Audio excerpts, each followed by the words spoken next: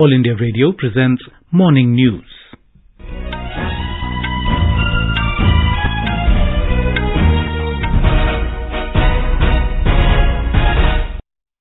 Good morning, I'm Sunil Verma and with me is VC Pramod. The headlines.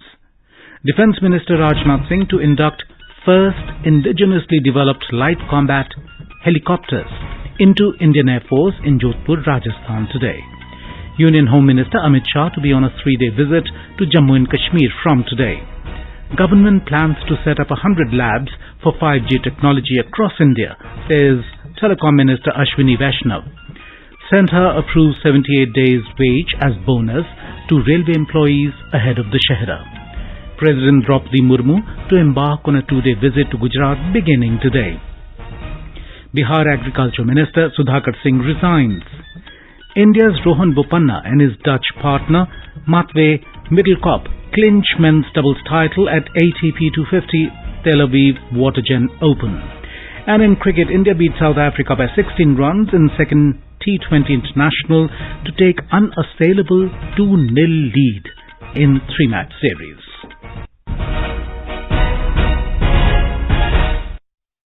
Defence Minister Rajnath Singh will induct the first indigenously developed Light Combat Helicopters LCH into Indian Air Force in Jodhpur in Rajasthan today. In a tweet, Defence Minister said the induction of the helicopters will be a big boost to the IAF's combat prowess. The Light Combat Helicopters are dedicated combat helicopters designed and developed indigenously in India. It has been manufactured by Hindustan Aeronautics Limited, HAL. According to HAL, the Light Combat Helicopter is the only attack helicopter in the world that can land and take off at an altitude of 5,000 meters or 16,400 feet with a considerable load of weapons and fuel, meeting the specific requirements of the Indian Armed Forces. The helicopter is equipped with the requisite agility, maneuverability, extended range, high-altitude performance and around-the-clock all-weather combat capability. It will be a potent platform to meet the operational requirements of the Indian Air Force and Indian Army. Union Home Minister Amit Shah will be on a 3-day visit to Jammu and Kashmir from today. He will pay obeisance at Sri Mata Vaishnav Devi Shrine, address 2 rallies, chair high-level security review meeting and review developmental activities. Mr. Shah will arrive in Jammu this evening and will meet few delegations.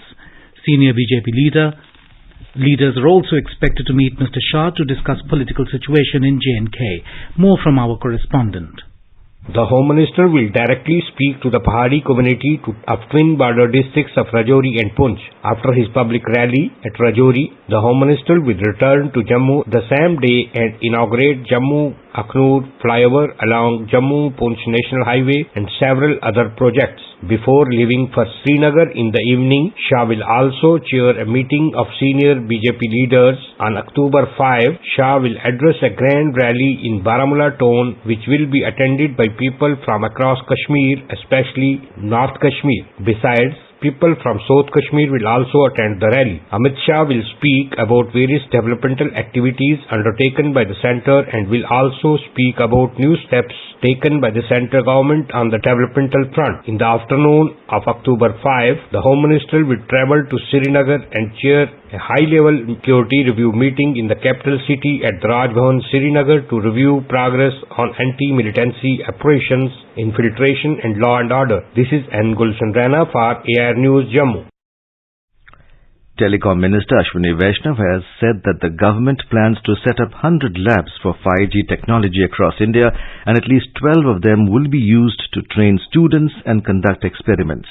The minister also asked companies participating in the Indian Mobile Congress to provide their input for the new telecom bill through which the government aims to simplify licensing regime. Mr. Vaishnav said the government is working significantly towards simplifying the licensing regime for all telecom players. Telecom Minister said he is really happy to see the energy of startups and MSMEs who are going to rural areas to benefit people. Commerce and Industry Minister Piyush Goyal said that the launch of the 5G is going to be a defining moment for not only India but for the world. He said we are now indigenously designing, developing and manufacturing goods and showing the world the scale and speed with which we will take 5G through the length and breadth of India. Prime Minister Narendra Modi has given approval to pay productivity-linked bonus (PLB) equivalent to 78 days' wages to eligible non-gazetted railway employees excluding RPF or RPSF personnel for the financial year 2021-22. About 11.27 lakh non-gazetted railway employees are likely to benefit from the decision. This payment will be made before Dussehra and Puja holidays, bringing smile to lakhs of families ahead of the festive season.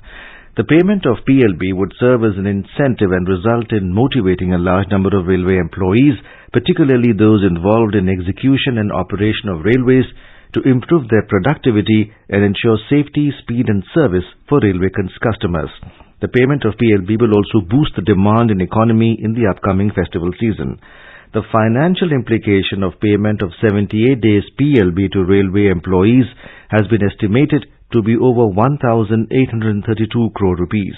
The wage calculation ceiling prescribed for payment of PLB is 7,000 rupees per month. The maximum amount payable per eligible railway employee is 17,951 rupees for 78 days. Science and Technology Minister Dr. Jitendra Singh said that India's geospatial economy is expected to cross 63,100 crore rupees by 2025 at a growth rate of 12.8%. He said geospatial technology has become one of the key enablers in socio-economic development by enhancing productivity and ensuring sustainable infrastructure planning. Dr. Singh said the Modi government is consistently playing an enabler's role in expanding the scope of geospatial applications in multiple spheres to benefit every section of the society. The minister informed that the second United Nations World Geospatial Information Congress is scheduled to be held in Hyderabad from the 10th to the 14th of October this year. The conference will be attended by over 2,000 delegates, including 700 plus international delegates and participants from about 120 countries. Union Minister Dr. Jitendra Singh has launched the special Swachhta Campaign 2.0 in New Delhi. The campaign focuses on Swachhta, including disposal of scrap and reducing tendency in government. He said the special campaign, launched on Bapu Jayanti from the 2nd of October to the 31st of October this year, is aimed at ensuring timely and effective disposal of public grievances and disposal of scrap. Dr. Singh said more than 67,000 sites have been identified by ministries and departments of government for conducting the cleanliness campaigns. The campaign is expected to cover over 150,000 post offices, railway stations and other public offices in mission mode during the month. In Morning Matters, now let's listen to a discussion on Swachh Bharat mission. The participants are Shekhar Iyer, political analyst, and Omvesh Upadhyay. Mr. Iyer, what are the key achievements of Swachh Bharat mission, Clean India mission in last 8 years?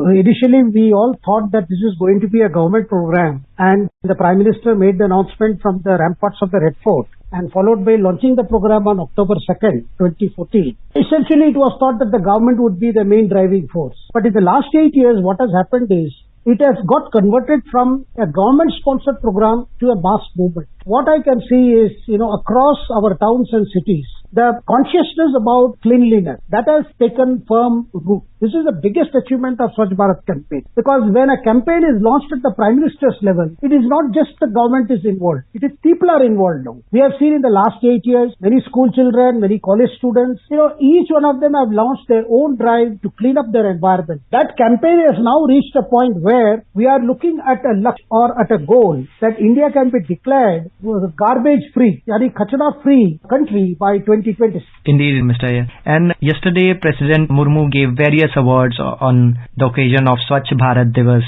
on the Mahatma Gandhi Jayanti. Do you believe we felicitating and giving awards to change makers like these when we are awarding states give boost to the competitive spirit and also give boost to the Swachh Bharat mission? Undoubtedly, when you see this competition among cities, one trying to outbid the other in improving and showing the rest of the country how they have dealt with waste management in particular and how they have brought about a model which can be replicated in other cities and other states. I think it gives a big... So if Indore has successfully maintained the lead as the cleanest city in the country, that means it's a message for other cities to look at what has Indore achieved, because Indore claims it is absolutely garbage. The fact that the Union Urban Development Ministry has announced a 3-week campaign from October 2nd is essentially to spread the consciousness about segregation of waste even before it is collected by the municipal body. I think this is very important achievement this time, and it must be appreciated by all concerned that we can do a lot in this direction, and also, where the startups have come up. That is also a very good thing, because essentially instead of, one wet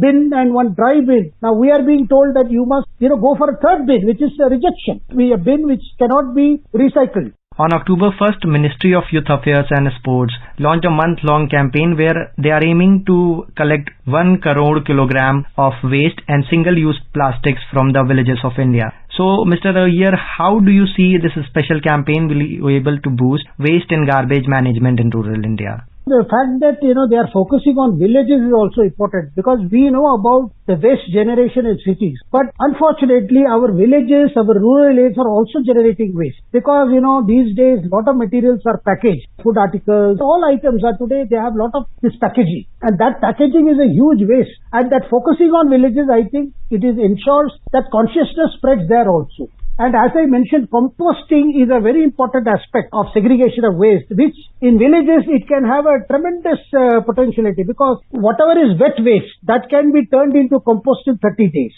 And if you mix, nitrogen-rich kitchen waste with carbon-rich materials such as paper, dry leaves and all that, so you can do it. And any person in villages can start his own composter. And these composters don't cost a lot of money. And after some time, what happens is this compost is ready, it looks like soil. And even it smells like soap. And this can be added, can be used in agriculture and other things. This is a very important thing. And also, because collection of those materials which can be recycled, that is also a very important thing, because a lot of waste is generated in our rural areas. They have to be collected, because otherwise they will get dumped in some place. The dumping has a problem, because if the waste are just collected and put in place, that land, what is called landfill, that land gets occupied. And then there is other problem, which is, human segregation at the landfill. So people go there to segregate waste, which is a very hazardous activity. Therefore, this concept of segregation, which the government of India wants to popularize, starting 3 weeks intense campaign, is to bring that consciousness about need to segregate right at a citizen's level before it is handled by the municipal bodies or panchayat bodies or whatever bodies. So that is a very important thing. So the idea is, you go in for segregation, wet and dry, and as well as what can be recycled and what cannot be. Because the whole concept of solid waste management is this. You try to reduce garbage, then you try to see what can be reused and then what can be recycled. That is well said earlier, that the real India lives in the villages, and under the guidance of Prime Minister Modi, we are equally focusing on the urban phase and the rural phase under the Clean India campaign. Thank you so much for connecting with us today. Thank you so much, Mr. Iyer. Thank you very much. Ministry of Finance will organize a special campaign from the 15th of October to the 26th of next month with a view to further deepening financial inclusion framework in the country. The campaign will initially be rolled out at the Gram Panchayat level in 7 districts of the country. They include Cuttack in Odisha, Aurangabad and Pune in Maharashtra, Kakinada in Andhra Pradesh, Kaushambi in Uttar Pradesh, Datia in Madhya Pradesh and Barpeta in Assam. Office of the Union Minister Nirmala Sitharaman in a tweet said the campaign will focus on achieving saturation in respect of bank accounts, insurance and pension schemes for eligible individuals, as well as distribution of loans to farmer produce organizations. Khadi and Village Industries Commission KVIC has announced 20% discount on all products. KVIC Chairman Manoj Kumar visited Khadi Bhavan, India's flagship store in central Delhi's Connaught Place. The showroom recorded highest sale in a day on Gandhi Jayanti. 20% discount will be on Khadi and 10% on Village Industries products. KVIC has set up Khadi exhibition at Parliament Annex, New Delhi, which will continue till the 5th of October. The Khadi exhibition offers products of Khadi and Village Industries for sale. KVIC has also set up a display-cum-sales stall for the common public at Qutub Minar, New Delhi. You are listening to the morning news on All India Radio. A reminder of the headlines before we move on. Defence Minister Rajnath Singh to induct first indigenously developed light combat helicopters into Indian Air Force in Jodhpur, Rajasthan today. Union Home Minister Amit Shah to be on a 3-day visit to Jammu and Kashmir from today. Government plans to set up 100 labs for 5G technology across India, says Telecom Minister Ashwini Vaishnav. Centre approves 78 days wage as bonus to railway employees ahead of the Dussehra. President Draupadi Murmu to embark on a 2-day visit to Gujarat beginning today. Bihar Agriculture Minister Sudhakar Singh resigns. India's Rohan Bopanna and his Dutch partner Matwé Middelkoop clinch men's doubles title at the ATP 250 Tel Aviv Water Gen Open. And in cricket, India beat South Africa by 16 runs in second T20 international to take unassailable 2-0 lead in 3-match series. For quick news updates round the clock, follow us on Twitter at AIR News Alerts. अपने business को बढ़ाने के लिए लीजिए आकाशवाणी का सहयोग और दीजिए उसे बुलंदियों के पंख। आपका बिजनेस लोकल है या राष्ट्रीय, आकाशवाणी देती है उपभोक्ताओं तक पहुंचने का हर विकल्प। और अब तो आप घर, दफ्तर या दुकान पर बैठे बैठे कर सकते हैं आकाशवाणी के किसी भी केंद्र के लिए विज्ञापनों की बुकिंग। आकाशवाणी के विभिन्न चैनलों पर विज्ञापन देना सुलभ और सस्ता। बुकिंग है तो संपर्क करें 8700014242 पर। 8700014242। अगर आप प्रतियोगी परीक्षाओं की तैयारी कर रहे हैं तो AIR का प्रोग्राम अभ्यास है सिर्फ आपके लिए। इस बार का विषय है साइकोलॉजी और इस विषय पर आप अपने सवाल हमें व्हाट्सएप करें 9289094044 पर या ईमेल करें abhyas.airnews@gmail.com पर। आपके सवाल हमें मिल जाने चाहिए अक्टूबर 5 तक। आपका अभ्यास हमारा प्रयास। President Draupadi Murmu will embark on a 2-day visit to Gujarat today. This will be her first visit to Gujarat as President of India. Ms. Murmu will commence her engagement by visiting Sabarmati Ashram in Ahmedabad. Later in the day, she will inaugurate and lay the foundation stone for various projects related to health, irrigation, water supply and port development at Gandhinagar. In the evening, she will attend a civics reception hosted by the Gujarat government in her honor in Gandhinagar. Tomorrow, the President will launch Her Start, a startup platform of Gujarat University for women entrepreneurs. Prime Minister's scheme for mentoring young authors, Yuva 2.0, was launched yesterday to promote reading, writing and book culture in the country. In view of the significant impact of the first edition of Yuva, with large-scale participation from young and budding authors in 22 different Indian languages and English, Yuva 2.0 has been launched. The Education Ministry said the launch of Yuva 2.0, young, upcoming and versatile authors, is in tune with the Prime Minister's vision to encourage the youth to understand and appreciate India's democracy. It will help in developing a stream of writers who can write on a spectrum of subjects to promote Indian heritage, culture and knowledge system. The centre has asserted that sufficient food grain stocks are available in the country to meet domestic requirements. Consumer Affairs, Food and Public Distribution Ministry said it is regularly monitoring the price scenario of essential commodities including wheat and rice and taking corrective measures wherein required. In a statement, the ministry said the retail and wholesale prices of wheat and rice reported a decrease and prices of wheat and atta remained stable. During the last 2 years, prices of wheat and rice have gone up more or less corresponding to the MSP increase during the relevant years. Bihar Chief Minister Nitish Kumar has accepted resignation of Agriculture Minister Sudhakar Singh and sent it for approval of Governor Fagu Chauhan. Tourism Minister Kumar Sarvajit has been made new Agriculture Minister. Earlier, Agriculture Minister Sudhakar Singh resigned from his post and submitted his resignation to Deputy Chief Minister Tejasvi Yadav. He is the second minister after Law Minister Kartikeya Singh to resign from the Nitish Kumar cabinet. Mr. Singh said the statistics of the government itself indicate utter failure of the agriculture roadmaps in achieving the objectives on any count.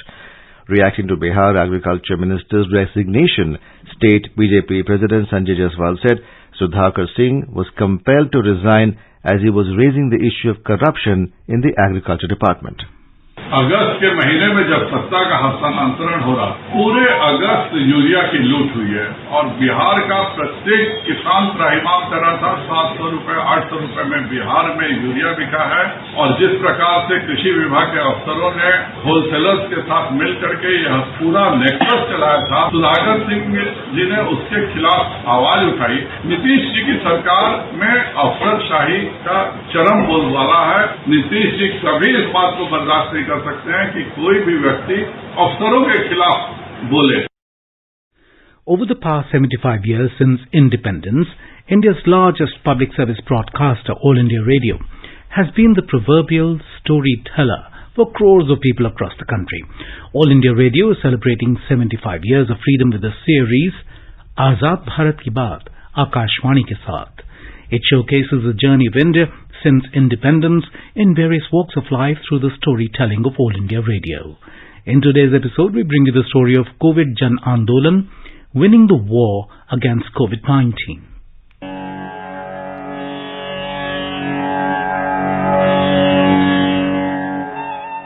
India has fought a most successful battle against COVID-19 pandemic in the world.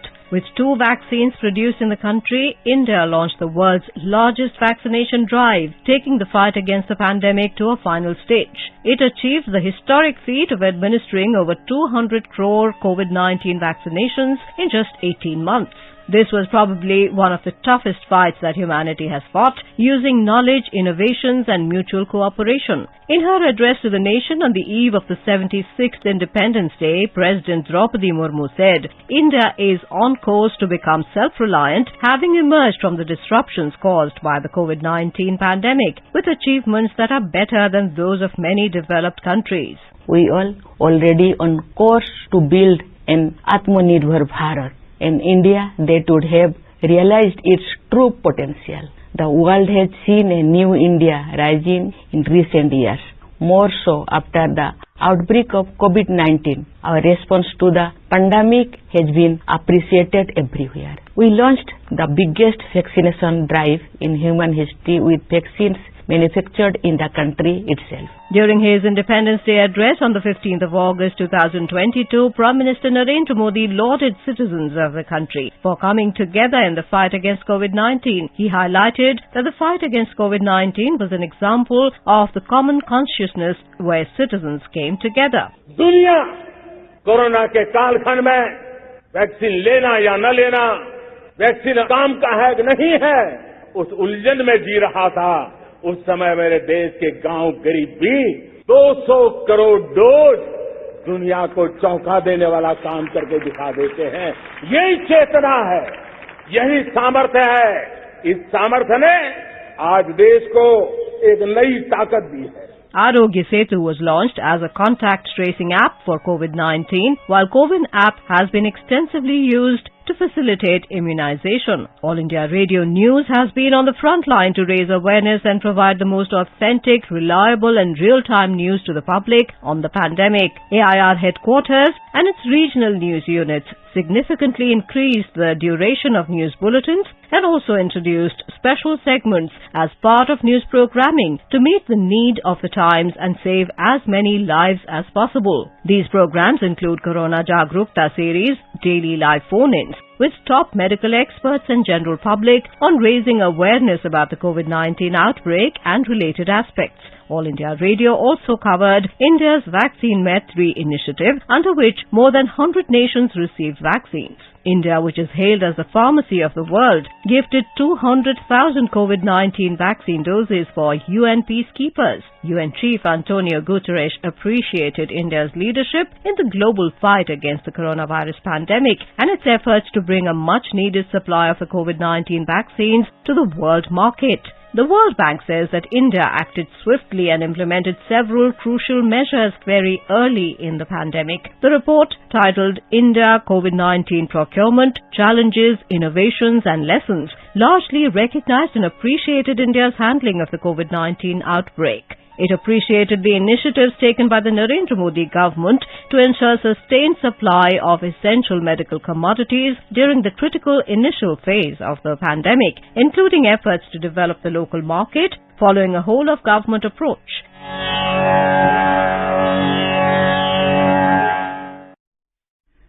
Foreign Secretary Vinay Mohan Quatra yesterday met Maldivian President Ibrahim Mohamed Soli and assured him of the firm commitment to the growth of India and Maldives relationship.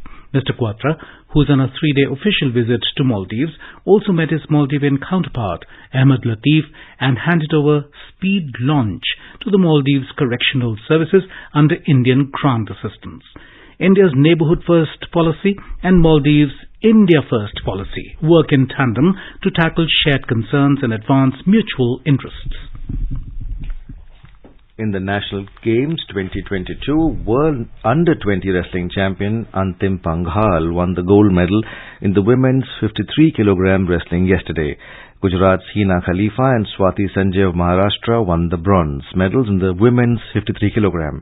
Meanwhile, Olympian gymnast Pranati Naik picked up 2 gold medals at the Sama Indoor Sports Complex in Vadodara. The West Bengal gymnast collected her first gold, the uneven bars, in the morning and rounded off her campaign by clinching the floor exercise crown in the evening. In National Games, services lead the medals tally with 51 medals, including 23 gold, 14 silver and 14 bronze, followed by Haryana with 49 medals, including 22 gold, 16 silver and 11 bronze. Uttar Pradesh has won 13 gold, 9 silver and 8 bronze medals, while Tamil Nadu has won 12 gold, 9 silver and 11 bronze medals.